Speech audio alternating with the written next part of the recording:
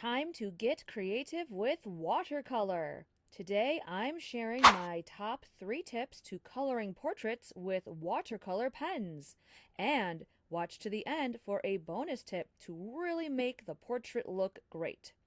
And if you're new here, I'm Lisa Marie. Welcome to my studio. I've been a professional artist for over a decade and I love playing with new art mediums. Okay, let's jump right in with tip number 1. Blend color on the paper. This can seem scary at first, but by blending the colors together on the paper, you get rich, saturated hues, especially if you place more of the paint in the shadows. Simply apply the watercolor pigments directly on the paper, layering the colors over each other in the shadow areas. Then use the water pen to add water to the paper and blend and pull the blended hues to the rest of the paper area you want to color. If you're not sure what the colors will look like when blended together, just test them on scrap paper first. If you want to copy the exact colors I'm using in this video, I'll list the colors for you in the video description.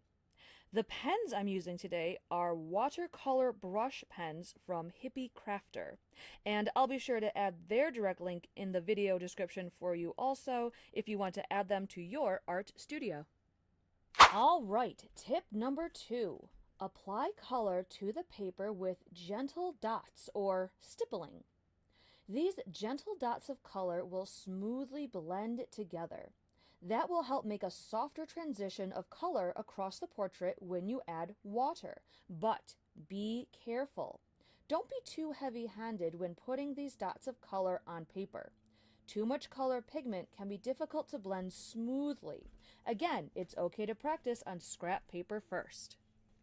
Speaking of paper, a side note here, today I'm using a Hues mixed media paper. It's thick enough to handle the pigments and water that I'm playing with today. Thin paper, just so you know, would warp and wrinkle with all this water, so thicker paper is a must. And if you want to see me play with more art mediums, such as a Hues paper, go check out my playlist all about art supplies. And moving on to tip number 3. Use the white of the paper. You don't have to add white color when using watercolor pens. The white paper will be the bright highlight you need. Use your water pen to gently blend a light wash of color over highlighted areas and let the white of the paper show through. Okay, so now you've seen me apply color directly to the paper with gentle dots, put different colors together to blend them with the water pens directly on the paper, and use gentle washes of the blended colors over lighter areas, letting the white of the paper show through for highlights. Now it's time for a bonus tip.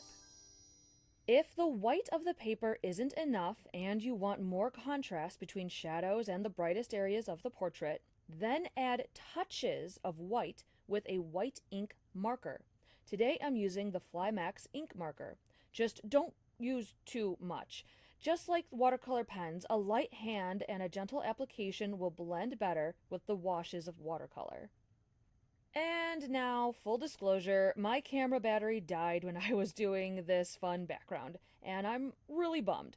But if you want to see how I made a similar background with watercolor pens, I'll put the link to that tutorial in the video description. But I'm really sad my camera didn't capture this part of the process. And that's it for today. Be sure to like and subscribe to my channel so you don't miss the next video. And as always, stay creative.